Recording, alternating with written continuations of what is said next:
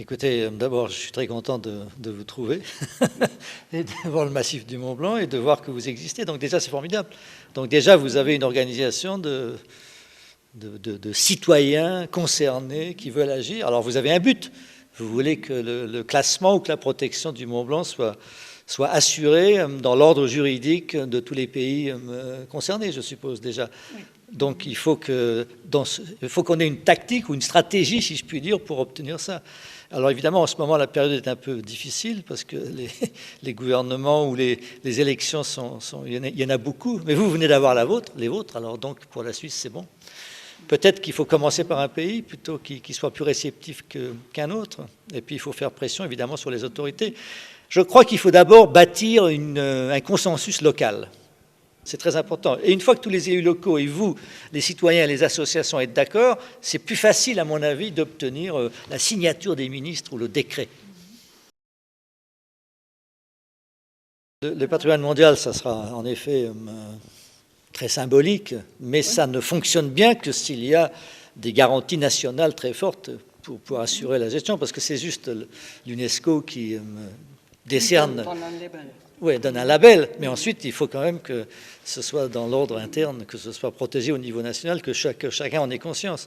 Mais peut-être que c'est ça, peut-être qu'il faut communiquer davantage au reste de la population. Peut-être que, vous savez, par exemple, les Français ne s'occupent pas tellement de la montagne, hein, ils s'occupent peut-être davantage de la ville, des clubs des océans, et encore pas trop. Alors donc, peut-être qu'il faut leur dire, mais vous avez un incroyable... diamant qui s'appelle le Mont Blanc, est-ce que vous vous en occupez bien? Parce que les gens ne savent pas. Les gens pensent qu'il y a quelqu'un qui s'en occupe. Donc peut-être qu'il faut faire ça, une espèce de coalition. Il faut que vous disiez exactement ce que vous voulez. Peut-être qu'au fond, ce qu'il faut, c'est inventer quelque chose de totalement nouveau, c'est-à-dire un espèce de conseil du développement durable du massif avec les 3 pays. Enfin, il faut peut-être créer quelque chose qui n'existe pas dans les dispositions juridiques internes des 3 pays, quelque chose de totalement nouveau. Peut-être qu'il faut créer quelque chose à dimension européenne, peut-être que c'est ça qu'il faut inventer. Peut-être qu'il faudrait organiser l'année prochaine, ou peut-être avant les élections françaises, il faut profiter des élections, une conférence pour proposer cette nouvelle formule. Et ensuite mettre les candidats français en disant, voilà, il y a une proposition qui vient d'ici, qui serait vraiment extrêmement intéressante, etc. Vous voyez, peut-être que ça, ce serait l'idée, une conférence sur le massif du Mont Blanc et une nouvelle forme de gestion transfrontalière du développement durable du massif. La ministre de l'Environnement organise une réunion pour préparer Rio+20 le 31 janvier. Là, il faut être là. D'accord. Je pense, enfin, je ne sais pas comment ça va être organisé, mais c'est une réunion sur comment est-ce que la société civile, les associations, les scientifiques, peuvent être mieux représentés dans le système des Nations Unies et à Rio, et comment est-ce qu'on peut faire pour la suite. Alors voilà, et notamment si on invente une formule de gestion partant de ce qui existe, qui soit originale, ça va l'intéresser. Mais les associations, ici, représentent la continuité. Alors que les gouvernements passent, les associations restent et rappellent sans arrêt au gouvernement, mais vous aviez promis, alors qu'attendez-vous pour tenir votre promesse ou vos engagements? Donc les associations, pour ça, jouent un rôle absolument irremplaçable. La preuve, vous me dites, vous y étiez il y a 20 ans et maintenant, alors il se passe quoi? Donc voilà, non mais... bon... J'ai l'habitude d'avoir organisé des choses. J'étais un militant. Alors donc, je sais comment organiser des manifestations et des choses comme ça. Voilà, maintenant, j'ai un peu oublié.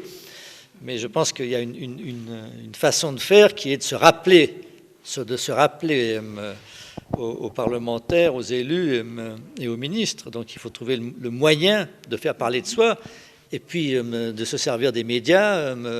Vous savez, il y a des associations qui font ça très bien, en disant, mais alors, écoutez, ça fait 20 ans, et où est-ce qu'on en est aujourd'hui? Un bilan. Donc, je pense que l'idée de la conférence, c'est une très bonne idée. De la faire avant les élections, c'est excellent. De rappeler les engagements des candidats, c'est excellent. Et de dire, maintenant, il nous manque 3 choses. C'est vous qui allez trouver les 3 choses qui vous paraissent indispensables. Et puis, je pense que comme ça, vous pourriez l'obtenir.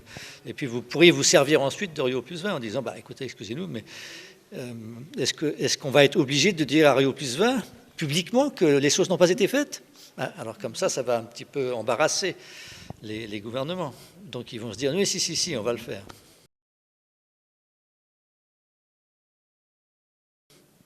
Le succès touristique ou les retombées économiques du Mont Blanc ne valent que parce qu'il est beau et protégé.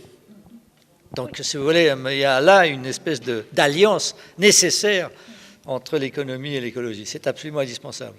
Autrement, on tue la poule aux odeurs, comme on dit, et donc tout le monde reconnaît que c'est indispensable. Donc, c'est là qu'il faut, à mon avis, insister. Il faut peut-être que vous ayez les milieux économiques avec vous. Peut-être qu'il faut avoir la chambre de commerce et des acteurs économiques comme ça qui vous soutiennent. Créer une espèce de coalition. Mais il faut d'abord savoir exactement ce que vous voulez. Les 3 points indispensables, se mettre d'accord là-dessus, monter votre coalition, faire votre conférence et tanner, si vous me permettez l'expression, tanner les politiques. Alors, bon anniversaire. Je vous félicite de votre action. Je vous encourage à continuer.